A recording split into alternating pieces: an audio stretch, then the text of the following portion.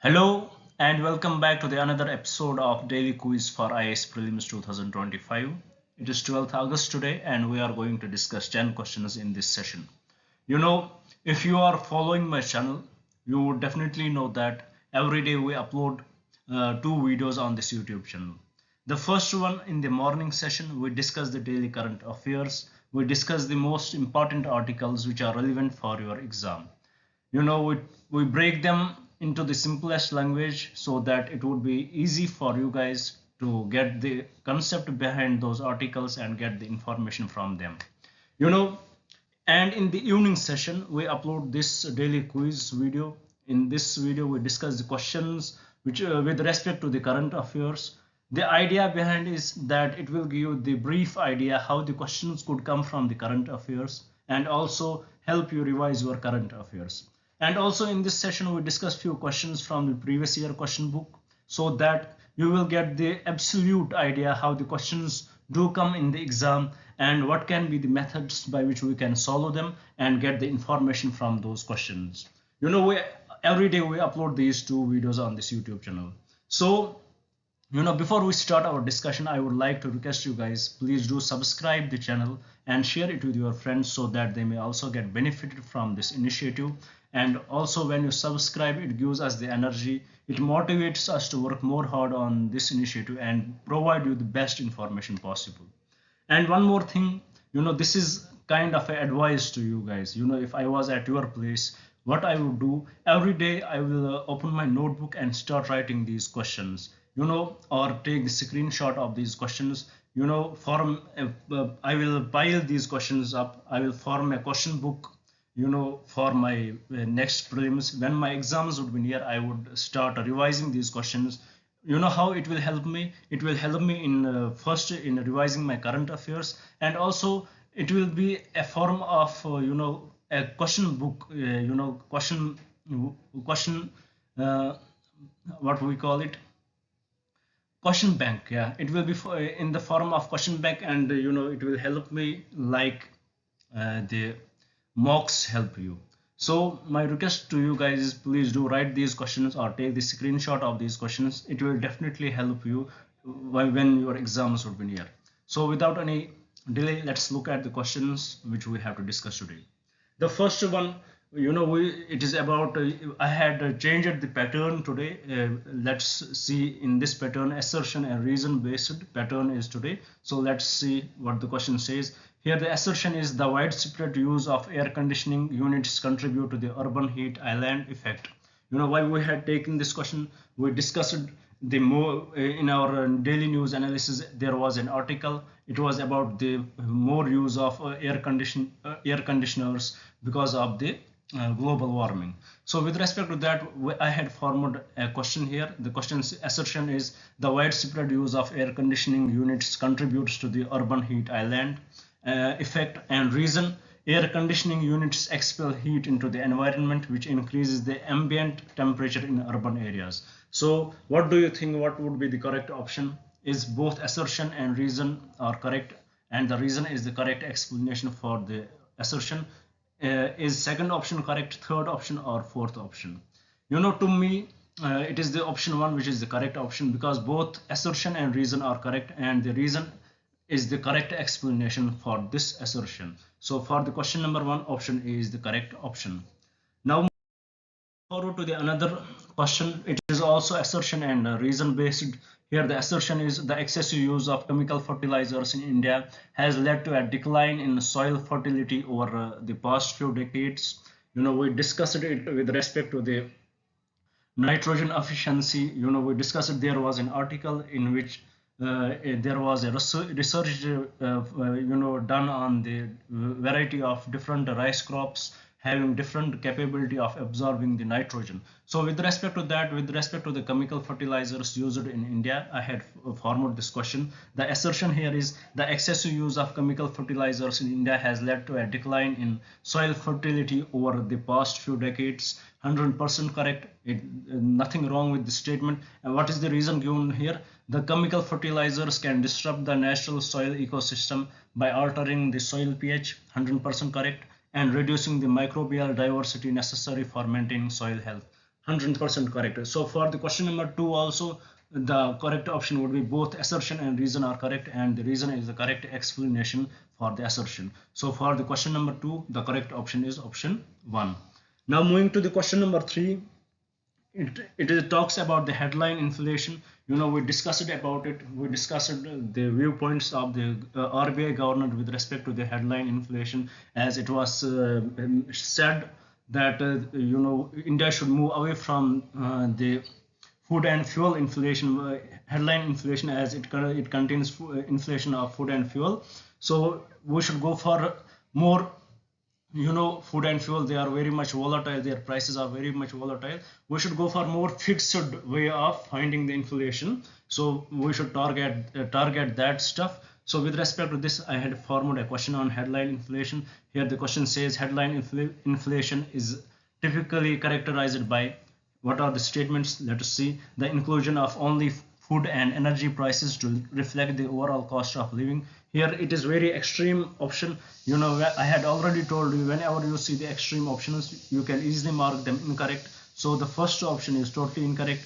Let's move to the second option, the exclusion of food and energy prices to provide a stable measure of inflation. Here it excludes it, so it is also incorrect.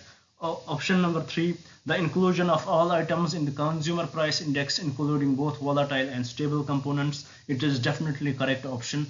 Now moving to the question, option number 4, a measure that focuses solely on core inflation components to exclude short-term price fluctuation. It is also incorrect. So for the question number 3, headline inflation is typically characterized by the inclusion of all items in the consumer price index, including both volatile and stable components. So for the question number 3, the correct option would be option 3. Now forward to the question number 4. Here it talks about the nitrogen use efficiency in agriculture is a measure of, we discussed about the nitrogen use efficiency with respect to the different varieties of rice, the research on them.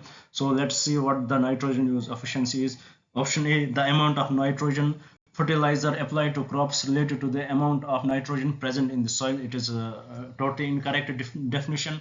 Option B, the ratio of nitrogen uptake by plants to the total amount of nitrogen applied as a fertilizer. 100% correct.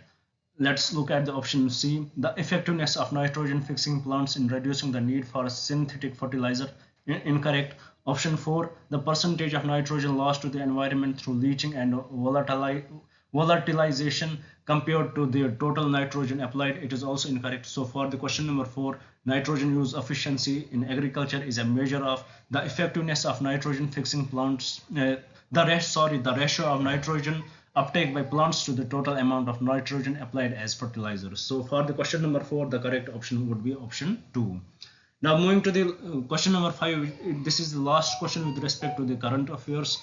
Here it talks about the target Olympic podium scheme is a government initiative aimed at, we discussed it in our current affairs session. So let's see how much you had understood, and let's recap that. Is it developing infrastructure and facilities for Olympic sports across all states of India? All states in India? No, it is not that. Option B, 2, providing financial support and training to athletes with the potential to win medals at the Olympic Games. 100% correct. Let's look at the option 3, organizing national and international sports events to increase public interest in Olympic sports. It is incorrect. Option 4, supporting grassroots sports programs and talent identification at the local level. It is also incorrect. So for the question number 5, the correct option would be option 2. The target Olympic podium scheme is a government scheme initiative aimed at providing financial support and training to athletes with the potential to win medals at the Olympic Games. With this, let's move towards the few previous year questions here. Before we discuss these previous year questions, I would again like to remind you, please do subscribe the channel, and also do write in the comments what are the changes I should bring in my teaching style. And please do write do subscribe the channel and hit the like button. Now let's look at the question number 6. The question number 6 says, which among the following was the first European to initiate the policy of taking part in the quarrels of Indian princes with a view to acquire territories? Was he Robert Clive? No. Was he Albuquerque? Curcu? No. Was he Warren Hastings? No. He was definitely Duplex. I had misspelled it. It is definitely option B, which is Duplex, not Buplex. It is for the question number 6. It is option B, which is Duplex, who was the French governor in the Pondicherry. He was the first European to initiate the policy of taking part in the quarrels of Indian princes with a view to acquire territories. Now let's move to the question number 7. Here we have to find the correct chronological order of these landmarks. If you had followed my videos, you would definitely know that when such questions do come, I mark them correctly. So let's look at the options. First, Hindu College, Kolkata. It was, it came in 1817. Then we have Adams Report. It came in 1835. Then we have Wood's Dispatch, 1854. Then we have University of Calcutta, 1858. So this is the correct chronological order of these landmarks.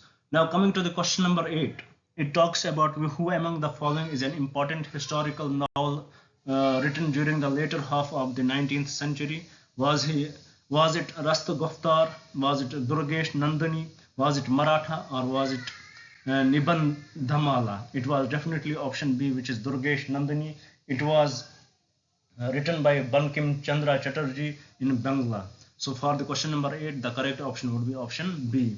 Now moving to the question number 9, it talks about who among the following was associated with the suppression of thugs.